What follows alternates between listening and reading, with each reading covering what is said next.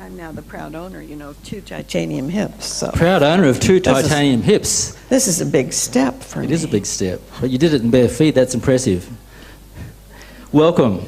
My brain doesn't work if I have shoes on. There you go. Maybe you're half Queenslander. I don't know. Maybe. I just got back from a week in Tassie. I heard that. I learned a new word. What was that? Tassie. Tassie. Yeah. You didn't know that? Well, I wasn't sure what it applied to. When I first heard about Tasmania when I was probably 4.5 years old. There's always a heckler, isn't there? And I'm very auditory. I know you're out there, but I'm not visual. You knock a chair over, I'll hear you. But you get up and I probably won't see you. So I heard this voice that sounded different from, I grew up in Calgary, Alberta, up in Canada. And I said to my mother, listen to that voice. She says words differently. Where is she from? And my mother said, well, I think she's probably from Australia. And the lady must have heard her because she came over to me and patted me on the head and said, actually, I'm from Tassie. I'd never heard of Tassie. So I must have looked puzzled. She said, Tasmania. I never heard of Tasmania before. She said, that's where the Tasmanian devils live. They have bright red ears. End of conversation. She forgot to tell me that they were animals. So for the next umpteen years, every time I heard of Tasmania, I pictured all these devilish people running around with bright red ears. I saw none of them down in Tasmania this time. So good to hear. How long are you in Australia for? 37 days. Wow, 37 days. That's a long time. Yeah, you're a busy lady. If you go to Arlene Taylor, just Google Arlene Taylor and you'll bring up her website and they can see where you are from week to week. Is that still on the website? Well, they can read where I am, whether or not I actually end up there. So you'll see that Arlene is a very busy lady. You better not Google Arlene Taylor, because there's an Arlene Taylor who looks entirely different from me back on the East Coast. So I tell people, just go to arlenetaylor.org. I'm an org. Good on you. So what are you presenting this morning for us? Whether science and scripture align in any way. I get that question a lot. Good, good. As I mentioned before, we're a community church. We have people walking in off the street with all sorts of background and beliefs or non-beliefs. So I think this is a very relevant message for everyone. And this afternoon you're talking at Arimba Church. That's what I'm told. Yeah, do you remember what you're talking about? I do. Good. What are you talking about? Well, we're going to talk about fear, the physiology of fear, because, in the United States, fear of public speaking used to be the number one thing. It's now terrorism. People are very fearful. And the new research about the suicidal brain, which I think is staggering. I hear people say, so-and-so committed suicide and they're going straight to hell because they broke the 6th commandment. Well, we now know that no, the number one desire of the brain is to stay alive. It wants to live. And sometimes it wants to live so badly that it lives years past what doctors thought it would live. But the suicidal brain is an altered brain. Otherwise, it would not want to kill itself, because the number one desire of the brain is to what? Stay alive. And now we realize some of the things that alter a brain to allow it to commit suicide. So I think that's staggering. And then I'll talk a little bit about the new research in how the immune system's connected to the brain. Back until December, fall of 2015, all the textbooks said the immune system was not connected to the brain. Guess what? They were all wrong. All the textbooks now have to be reprinted. We thought we knew everything about the brain. Not. And then we'll talk about the science, gelotology, the science of humor and laughter, which clearly boosts immune system function. And as I go around the world, I meet lots of people who have no laugh lines, John. It's very pathetic. And if they want to be healthier, they need to learn how to laugh.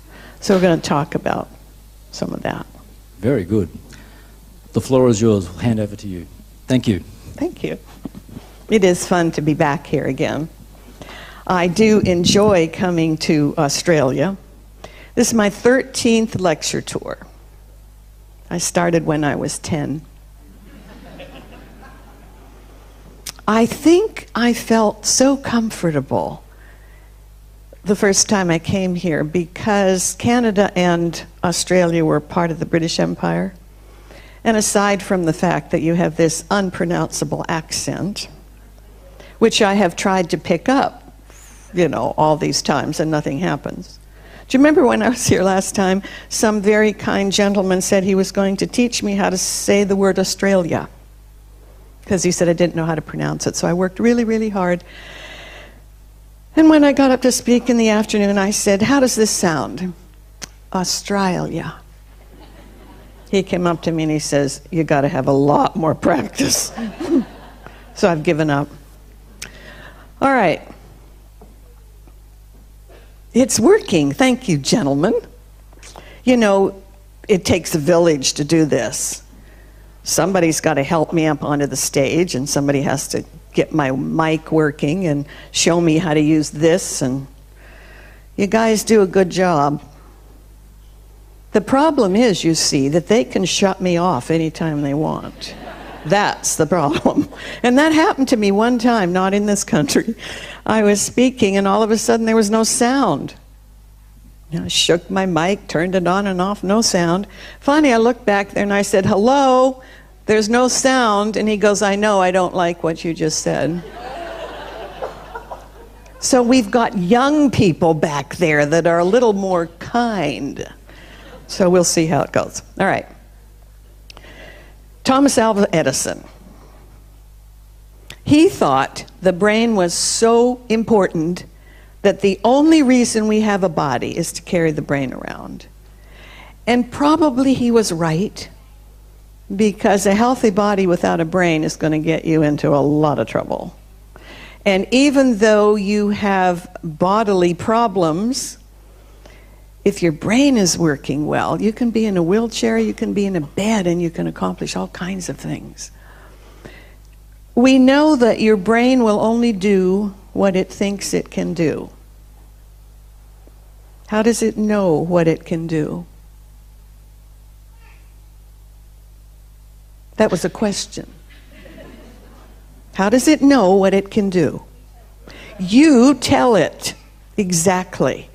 And there's a whole new sub-science growing up of how you talk to your brain to tell it what it can do.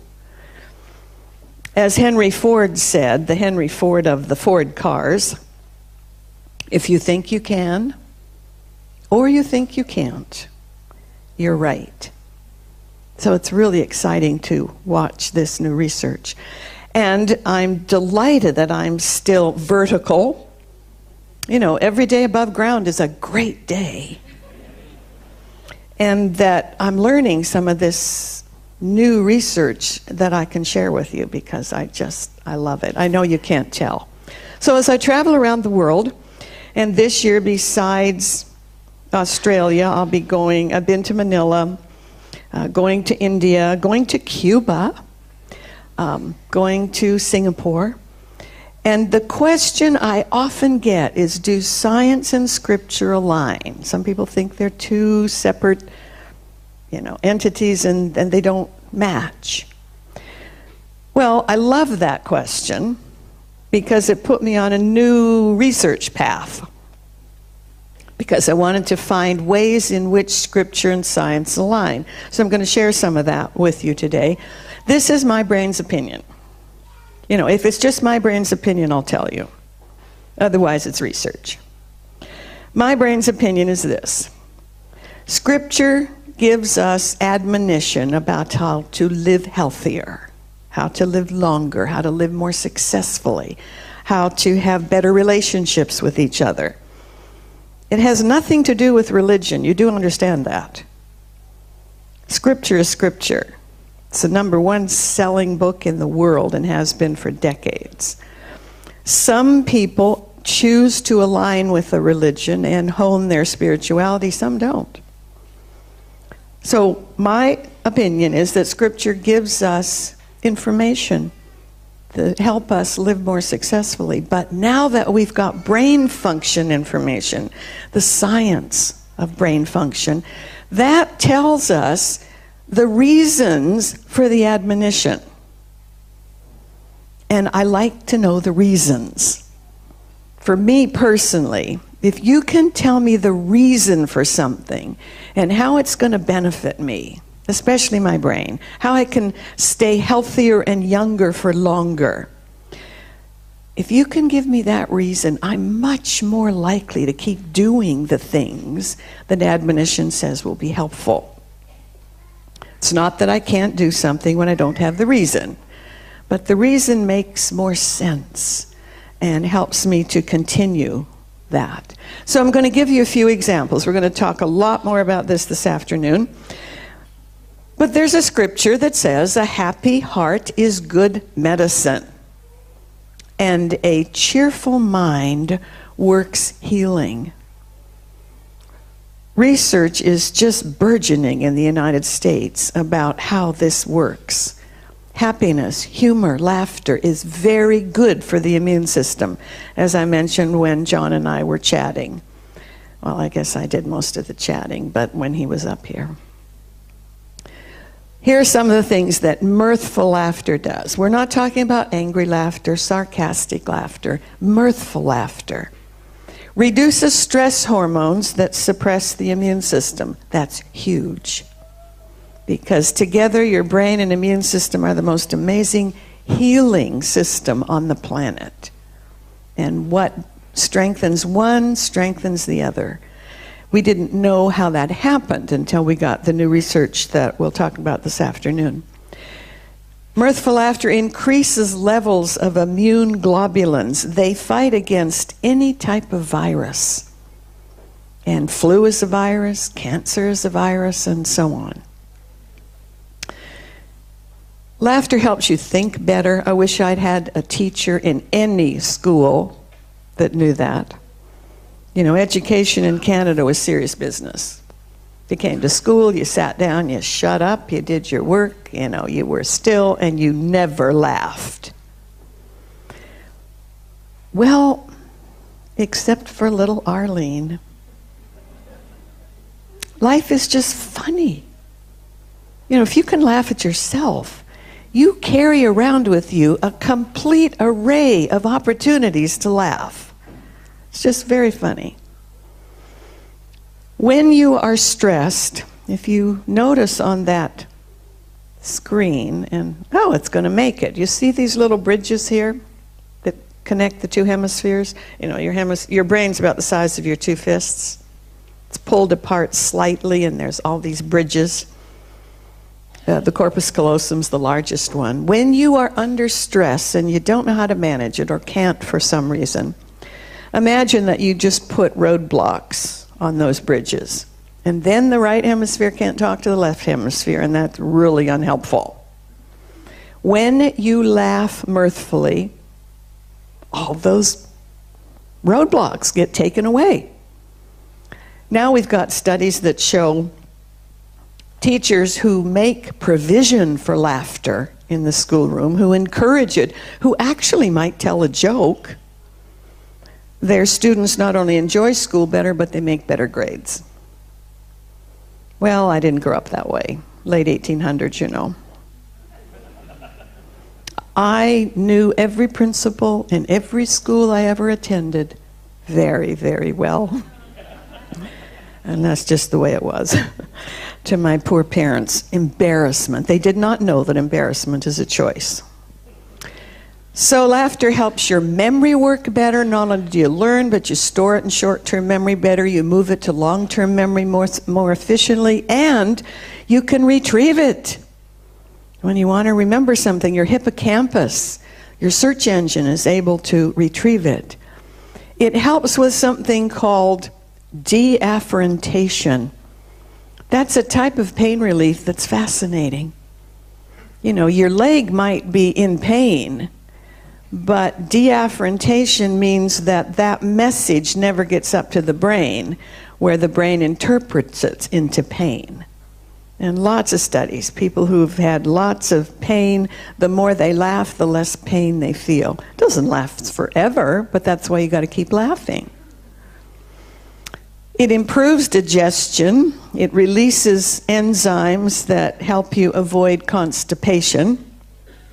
You may not be used to someone standing up in front and talking about constipation, but it is not good for your body. And the more you laugh, the less likely you are to experience those types of problems. How much do you need? A minimum of 30 laughs per day. Now, you go home and figure out if you get 30 laughs per day. Lenny certainly has. While we've been here, she's laughed at me 50 times a day. Go figure. 30 times a day. I meet people all the time that I know don't even laugh 3 times a day. They have no laugh lines. 30 a day. You know what your job is this week. Start doing whatever you need to do to get 30 laughs a day. The Apostle Paul said, I'll say it again, rejoice. And it's hard to rejoice without laughing. What are the health benefits that optimism provides? Lots of them. Here's a few. Increased lifespan. I don't know how long you plan to live, but I am aiming for a minimum of 122 years, 165 days. That's funny. It's doable. Jean-Louise Calment, down in Arles, France, when she died, she was 122 years old, 164 days, and she still had all her marbles. I figure we can beat that. Lower rates of depression, lower levels of distress, greater resistance to colds. Well, we just talked about that because laughter helps fight against viruses. Better psychological and physical well-being. Reduced risk of cardiovascular disease, statistically significantly, measurably reduced risk. And better coping skills, and heaven knows we need coping skills, not just because of terrorism. New research. National Institutes of Aging, people age 65 and above. Optimism is associated with reduced likelihood of dementia, reduced likelihood of losing your marbles. Better eating and exercising habits. When you're depressed, how do you feel about getting out and exercising and eating right? Just don't seem to be motivated. Less likely to suffer strokes, better problem solving, make better decisions, fewer memory problems, and among people who'd already been diagnosed with cancer, much longer survival rates. It's worth paying attention to because you don't have to go to see a doctor, you don't have to have a prescription, you don't have to buy medication. You just have to laugh. My dad was a preacher. His family were Episcopalian and Baptists. My mother's side of the family was, well, half of them were Roman Catholic and the other half were agnostics. So I had an interesting background. My father became a preacher. He wanted me to memorize scripture every week with the reference. Now that's very difficult for my brain. I remember the gist of almost everything I've heard. But rote memorization's very difficult. You know, I was 27 before I could spell my name. It's that hard. So one of the scriptures I had to memorize was pray without ceasing. I remember talking to my father and saying, how am I going to pray without ceasing? Because I'd been taught that the way you pray is you kneel down, you bow your head, you close your eyes, you fold your hands. I'm to do this without ceasing. When am I going to eat? When am I going to practice the piano and the vibes? And my father just patted me on the head and said, do your best, honey. Well, we've got studies that personal meditative prayer, and prayer is just a form of meditation, you know that includes pondering, thinking about spiritual things, provides the greatest personal benefit to the person. It decreases metabolic activity, meaning that your brain is functioning using less energy. And that helps to lengthen your lifespan. It increases blood flow, and I don't know why they broke it down like this. It increases blood flow to the frontal lobes, to the parietal lobes, to the temporal lobes, to the limbic area right in the middle. Well, why don't they just say it increases blood flow to your entire brain? Because that's what it does. It's bringing nutrition, it's taking away waste products, and so on. And of course, back to the deafferentation. Studies on prayer show this, that participants who prayed, reflected in a quiet, comfortable place for how many minutes a day? At least 12 minutes a day. That's not very much. You can't even get the news in 12 minutes. They had improved brain-body health like this: reduction in headaches, less worry and anxiety, lower risk of heart attacks, lowering of high blood pressure, enhanced wound healing, and significant improvement in memory functions. Even people who were beginning to do symptoms of senility, dementia, cognitive impairment, whatever words you want to use, they started praying 12 minutes a day, and they started having improved memory. So it works. And the bottom line for the researchers was this: it provides you with some control over how your brain ages. Now, I know if you're 9, you can't even spell ages. You don't think about that. But you're born in the late 1800s, you think about it. So, good anti-aging strategy. Here's drawings of 2 PET scans. And this is what's exciting to me. You can actually watch the brain functioning while the person's still alive. On the left is a PET scan that is taken when a person was not praying. They're just thinking about something else, reading a poem, I don't know, whatever they wanted him to do.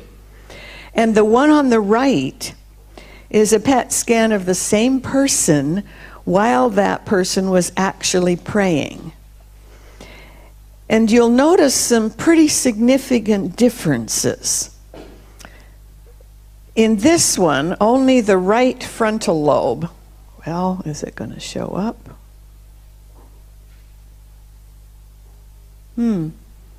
Maybe I've got some interference. It's not reaching the screen, or I don't know. Never mind, you'll just have to do this by my language. Oops.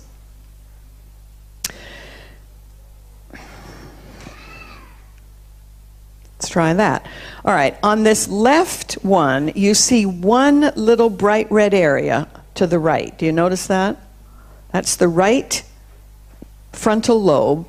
And the brighter the color, the more that part of the brain is working. Look on the same PET scan while the person was praying, and now there are 2 areas that are very bright. The right frontal lobe is even working more, and the left frontal lobe is working. But remember, while you're praying, you're not using as much energy. So that's just fascinating. And down on the right-hand side, which is the right posterior lobes of the brain, that's very active. And that's the part of the brain that wants connection. It wants connection with nature. It wants connection with your friends. It wants connection with a higher power. And that is very active. And the conclusion from this PET scan was that prayer, if done regularly, 12 minutes a day, you're not just going at Christmas and Easter and whatever, that has been shown to slow the age-related decline in brain function. So prayer is now an anti-aging strategy. Do you remember when I was here last time, 18 months ago or so, I said that one of the current research pieces was that reading aloud every day helped to reduce age-related decline. How many minutes a day reading aloud? 10. Good job. Well, now you add 12 minutes a day of praying, and I don't know how much longer you're going to extend your life, but research is that it's possible. Heart. I think we talked last time about the fact that your heart has lots of neurons in them. thinking cells. They look just like the neurons in your brain. They look just like the neurons in other parts of your body. And Proverbs said, as you think in your heart, so are you. So I asked one of my school teachers, how do you think with your heart? Then he patted me on the head and he said, you know, Scripture was written by a bunch of fishermen. They really didn't know what they were saying. So when you read that Scripture, you just substitute the word mind. As you think in your mind, so are you. So I did that for a long time. And now we know that the fishermen had a mind and they knew what they were saying. McGill University in Montreal is doing all kinds of research on this, as well as the researchers in the Heart Math Solution. You can look that up on the internet if you want to, and they're doing wonderful research. So let's read the second paragraph together. So those, how many of you have read 10 minutes aloud today so far? Well, let's get started. Second paragraph. The heart has its own independent nervous system. Hello, we're reading aloud. Start again.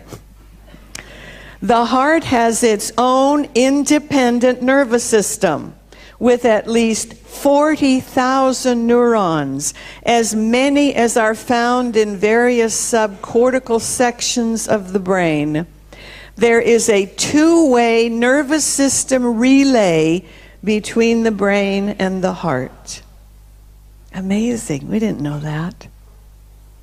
So somebody gets some really bad news. And the heart feels that really bad news, and it thinks about it, and it has a heart attack. We now know that there is a link sometimes with that. And the heart and the brain are continually talking. And the brain neurons are telling the heart neurons what's happening upstairs, and the heart neurons are telling the brain what's happening here. But the heart is a subconscious organ, so it takes a while for what it tells the brain to get translated into something where we actually have a thought. We have lots of metaphors, you know, a heartache. You know, that's just very sad heart neurons. So this is going to be fun to watch this research. And your gut, your gastrointestinal system, your enteric nervous system, as the newer terminology is, probably have as many neurons as are in your brain.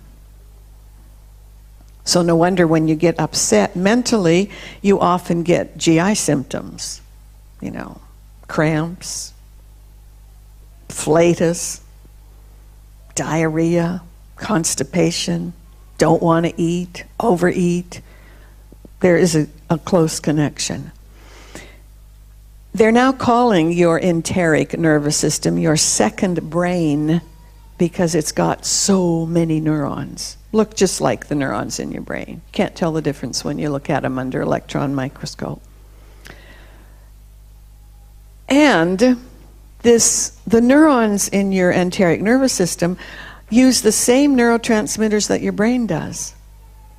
And that's amazing. Eat the same neurotrophic food. 90% of all the serotonin in your entire system is in your gut. You know the term serotonin? Serotonin is that substance that helps you not be depressed. 90% of it is in your gut, not even in your brain.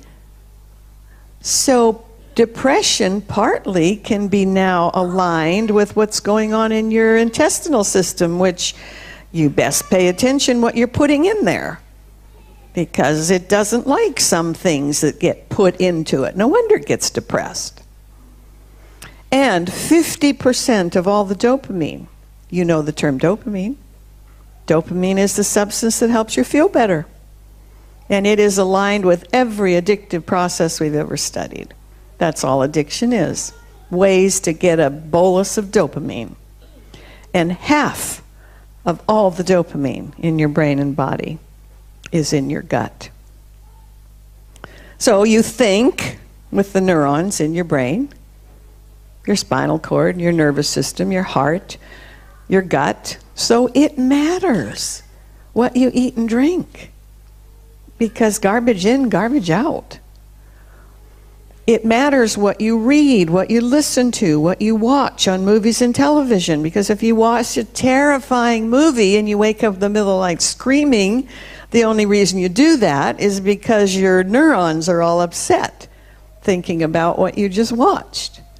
And people say, oh, it doesn't affect me at all. Oh, dream on. It matters how you work, how you play, the behaviors you exhibit. It matters what you think about. It matters who you hang out with. You become the average in terms of habits and behaviors of the 5 people with whom you spend the most time. So I had to look at who I was spending the most time with, and I had to make some changes. Because within 2 to 3 years, you're going to be mimicking the behaviors of the people you hang out with. I have some family members I don't hang out with anymore. I love them. I see them at holidays and when we get together, but I don't hang out with them. Because they're not on a longevity lifestyle journey. I don't think they're going to be around at 122, 165 days. And I want to be. 4, Apostle Matthew, the tax collector. He said, can you add a single hour to your life by worrying? Well, can you? No, you probably actually shorten your life by worrying because it's so damaging to the brain and the body. Worry and anxiety are both part of the core emotion of fear. And when you have any fear, the brain starts downshifting. What does that mean? It means that instead of staying up in that top layer, which is the neocortex, where you have conscious thought, it starts directing its energy and attention down to the lower parts of the brain. And if you get clear down to the bottom at the reptilian brain, pretty much all you've got there are the stress responses like fight, flight. And you are not making conscious, good judgment decisions because you're downshifted. Just like you downshifted your car, the first gear. Okay, there are times when that's appropriate, but if you're trying to be on the freeway in the first gear, it's going to be a problem. We call them energy eaters, worry and anxiety, because they give us negative outcomes. Nothing positive about worry and anxiety. Look what they do. Besides reducing your potential longevity, immune system suppression, increased digestive disorders, increased muscle tension, and muscle tension, you clench your jaw, you got tight muscles in your shoulders and neck. Takes energy that now you can't use for something else. Short-term memory loss, that's unhelpful. Oh, we hear that all the time. In fact, when you're downshifted, you remember less than 15% of what you heard. And so we spend a lot of time arguing. I told you that. No, you didn't. I did so. I did not. And so on, because you were downshifted and you don't even remember having heard it or having said it. That's probably even worse. And you increase your risk for premature coronary artery disease, heart attack, depression, and suicidal thoughts, which is worth paying attention to. So the Apostle Paul says, never worry about anything. And people want to argue with me, except I never argue because it's a stressor. But they'll say, there's some things we should worry about. And I go, name one. And they'll name a bunch of things. And I said, well, will worrying change the outcome? Well, no. But it can lead you to dementia, so pick your poison. I have 2 strategies to deal with worry and anxiety. Obviously, the first one is if I can find anything funny about it and laugh, I'm home free. Because fear and laughter, gratitude, cannot coexist in the brain at the same time. And we'll maybe talk a little bit more about that later. And secondly, if I really can't find anything to laugh about, which is rare, I just have to look in the mirror. I remind myself I have everything that I had in the late 1800s. It's just all of it has moved. And that's funny. Then I have to look for something to be grateful, and just in seconds you can get yourself upshifted again. Because laughter is in the right frontal lobe, laughter is in the left frontal lobe, humor is in the right frontal lobe, and gratitude is in the prefrontal cortex. So if you're doing any of that stuff, you're not downshifted. Easy medicine. Thankfulness. Again, Paul, he gave us a lot of admonition. He didn't give us the reasons, but he gave us a lot of admonition. Give thanks in all circumstances. So we've been talking primarily about brain, but take a look at the heart. How well your heart functions is directly related to how thankful you are if you live in a state of gratitude. So look at the drawing on the left side. That's a heart when the person is living thankfully. They're in a state of gratitude. Look how nice and even those beats are. And look at the right-hand drawing, and that's a person who's frustrated and ungrateful and worrying and being anxious. And look at how those heartbeats are all over the place. Not effective, stressful on the heart. And you can change that in seconds by what you're thinking. Oprah Winfrey, you've probably heard of her. This is what she said. Read this one with me. Be thankful for what you have. You'll end up having more. If you concentrate on what you don't have, you will never, ever have enough. And that's because it doesn't leave your brain open to brainstorming. It moves you down, it downshifts you, and that's an ineffective way to think. So when somebody said to me the other day, well, what happens when you have to give up something and you didn't want to? Like my car was repossessed. I said, well, you've got some options. What is the gift that you got because your car was repossessed?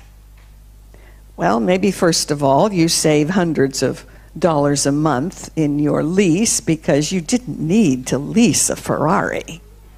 Come on. And maybe you've learned something about jumping to taking an action, signing on the dotted line. Look for the gift. You always get something. It's just that we rarely look for the gift. Figure out what you can learn. You can often learn something that helps you down the line avoid a similar situation. And I don't care what the situation is. I have always found something for which to be grateful. Gratitude is actually now being called the antidote to fear, because you downshift when you're worried, anxious, fearful, and gratitude upshifts you. And it can happen very quickly.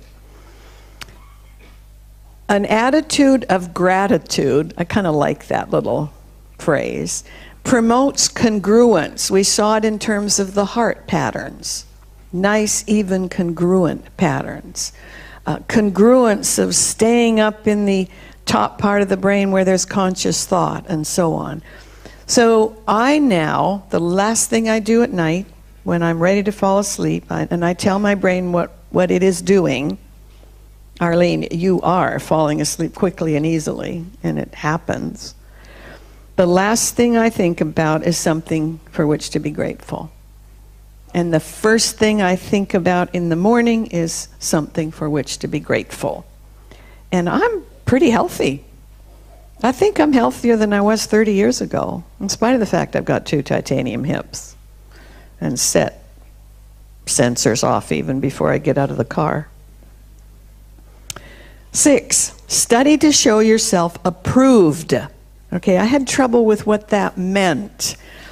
I love David Dunning's quote, "The trouble with ignorance is that it feels so much like expertise." Have you ever been talking to somebody about something that you know quite a bit about, and they make some outrageous statement, and everybody looks at them. They look so confident. They know what they're talking about. They don't have a clue. Don't have a clue at how ridiculous they sound. Anyway, from a Christian perspective, you have been leased a brain and a body to use on this planet. It's leased. Scripture gives us no indication that we're taking this brain and body anywhere with us. This is a leased vehicle on this planet. And so the question becomes, study to be approved. So I started looking up the word approved and listing things for which you have to be approved. And just a few of them are, you get approved for a passport. Just had mine renewed. They gave it to me for 10 years. I said, good. That'll be 10 more years of traveling to Australia. And the guy looks at me and he says, surely you're joking. Maybe not. You get approved for a marriage license. You have to get approved for a divorce. And come on, of the two, which one's easier to get? The license. You get approved to adopt somebody. You get approved for leasing a vehicle. My brother just leased a BMW. Now, don't get me wrong, I love BMWs. I really do like the way they drive. I'll never lease one, because if one teeny thing goes wrong with that BMW in the States, it's going to cost you a year's salary to get it fixed. You know, repairs are just over the moon, but I like the way it drives. So he leased a BMW. He came home with a sheaf of papers that told him how he needed to take care of that BMW if when he brought it back to turn in, he wouldn't have any penalties. I'm not sure he's even read it, but nevertheless, he got it. Well, we didn't get an owner's manual like that with our brain and body, but Scripture had information, and then a lot of things about wellness and health started coming out, and now the studies are just proliferating. So the question then becomes, are you studying any of it? Are you learning how to take care of this brain and body? Because it's a science. And if you take care of it, in most cases, it will respond beautifully. Because what's the number one goal of the brain? To stay alive. And what carries it around? The body. So when the time comes to turn that brain and body in, will you be approved for the way you've taken care of it? I'm doing my best to take care of mine, and that included 2 titanium hips, because I did a lot of ice skating growing up, and my family has a tendency toward osteoarthritis. But I'm doing so much better. I have no osteo in any other joint, and that's how I'm telling my brain we're keeping it. I expect to be very old. My face will be covered with laugh wrinkles, but I will have turned in my brain and body in the best possible condition that I can achieve. And to me, I will be approved for doing my best. And the last one, people are destroyed for lack of knowledge. And that one really puzzled me, because this is the information age. It's the age of the brain. I mean, we know how to do this stuff. And people are dying like flies of preventable illnesses. Every 20 seconds, I believe it is, in the United States, someone is diagnosed with diabetes. Type 2 diabetes is almost completely preventable. A new diagnosis every 20 seconds, it's going to totally overload the healthcare system. To say nothing of what it does for the person and shortening their life and so on. So I keep asking myself, this is the age of the brain, it's the information age, and we're dying for lack of knowledge.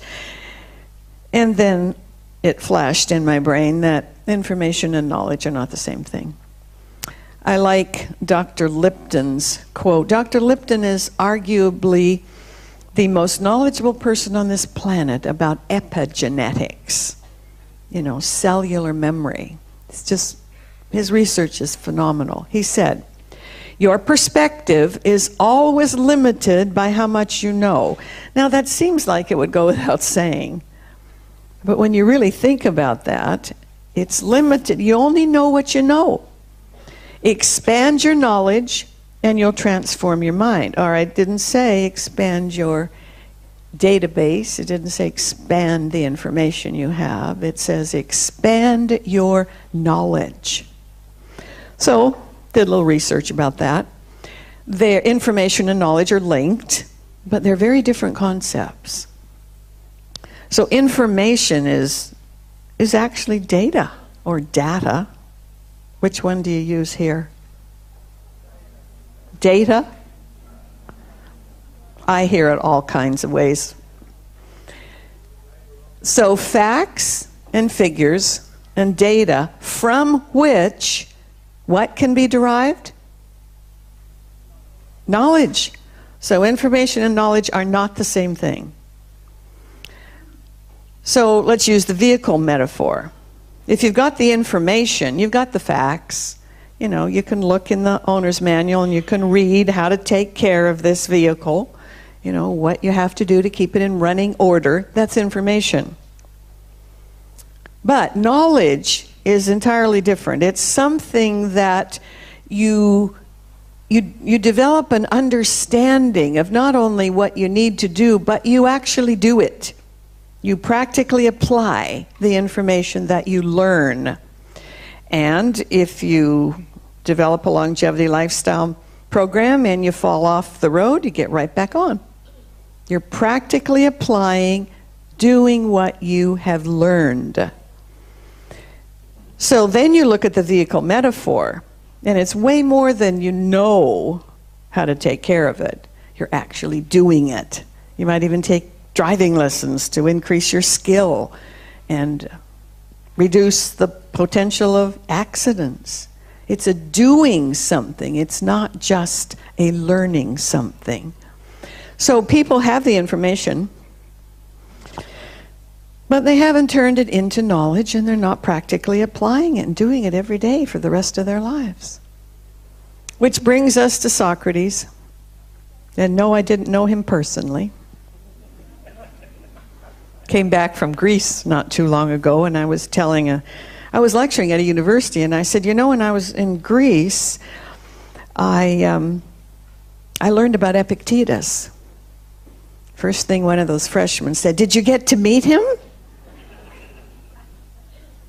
When I do use his work, I'm always careful to put 2nd century on there.